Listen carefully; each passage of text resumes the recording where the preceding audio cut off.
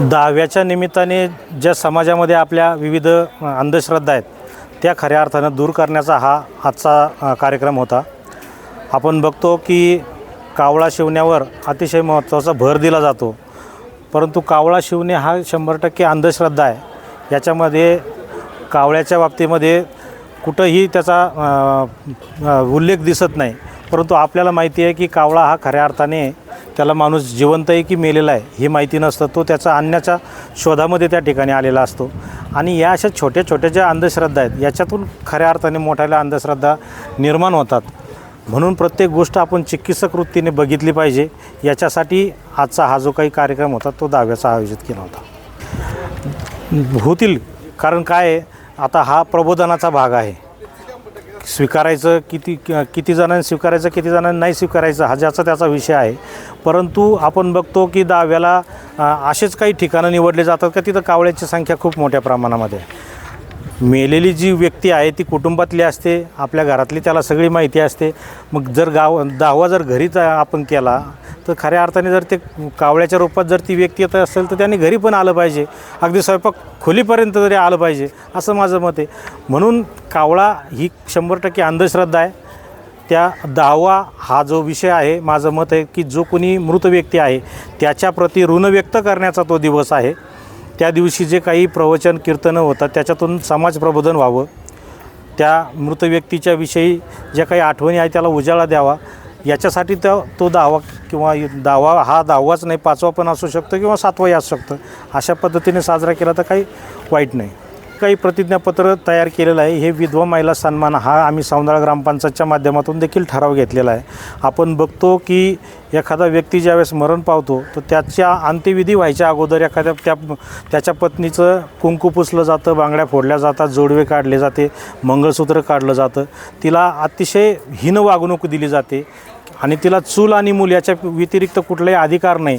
तिनं घराच्या बाहेर पडायचं नाही. अशा पद्धतीच्या प्रथा आपण लादून ठेवतो. परंतु जर चांगला विचार केला तर घरातला कर्ता पुरुष गेल्यानंतर तिच्यावर मुलांची जबाबदारी असते, वृद्ध सासू सासऱ्यांची जबाबदारी असते, सगळ्या कुटुंबाच्या खर्चाची जबाबदारी तिच्यावर असते.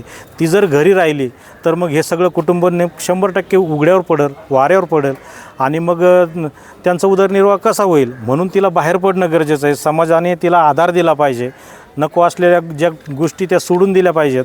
तिला धार्मिक सण उत्सव या सगळ्यामध्ये सहभागी होण्याची परवानगी सगळ्यांनी दिली पाहिजे. आणि दुसरी गोष्ट, या सगळ्या गोष्टीला समाजाने साथ दिली पाहिजे. समाजाने तिच्यासाठी त्यांचं योगदान दिलं पाहिजे. आपण त्या पद्धतीने वागत नाही. तिला आपण हीन लेखतो, परंतु तिला देखील स्त्री पुरुष समतेनुसार जगण्याचा अधिकार आहे आणि ही विधवा प्रथा आम्हाला मान्य नाही. म्हणून खऱ्या अर्थाने आजचा मी जो काही प्रतिज्ञापत्र करून ठेवलं आहे ते त्याच्यासाठी केलेलं आहे. नाही, त्यांनी हा निर्णय घेतला तो एकदा म्हणजे असं चांगला घेतलेला आहे. त्यांना त्या कृतीतून त्यांना जगाला दाखवून द्यायचं आहे. कारण की अंधश्रद्धा नको आहे. कारण की कावळेचं कसं होतं, समजा इथं खायला आहे म्हणून कावळे येतात आणि ते भुकेलेले असतात ते पण खाऊन जातात. आणि आपण जेव्हा दावा घरी करतो तेव्हा तिथं काही नसतं ना, समजा असं पाणी पण नसतं, खायला पण नसतं, तिथं नाही आहे. त्यांचे ठिकाण ठरलेले, इथं एक ठिकाण आहे आणि प्रवाळ संगमला तिथं पण एक ठिकाण आहे.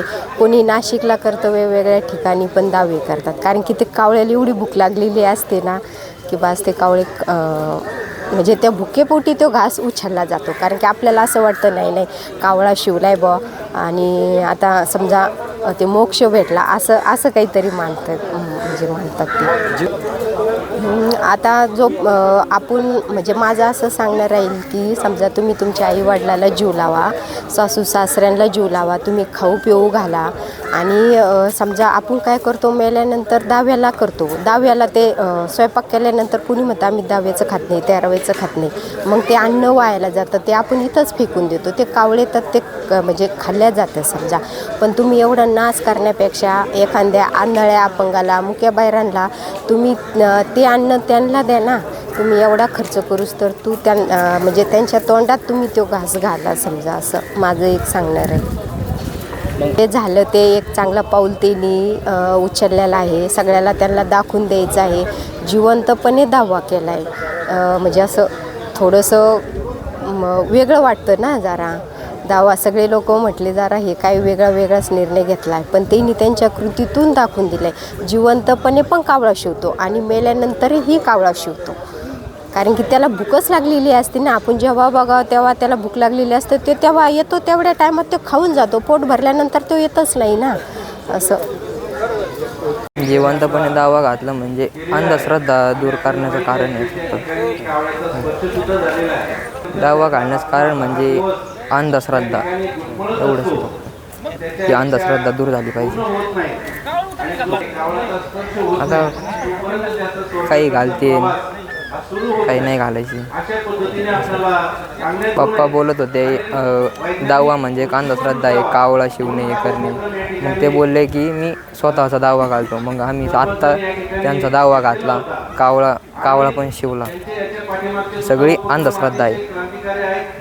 इतर लोकांना हेच सांगण्यात येईल की अंधश्रद्धाच ही, तसं काय नसतं की कावळा शिवतो, जिवंतपणे दावा घातलेला आहे. त्याच्याबद्दल जोपर्यंत जिवंत आहे तोपर्यंतच जीव लावा. नंतर मेल्यानंतर तुम्ही पित्र घालता हे घालता ते करण्यापेक्षा जोपर्यंत जिवंत आहे तोपर्यंत त्यांना जीव लावा.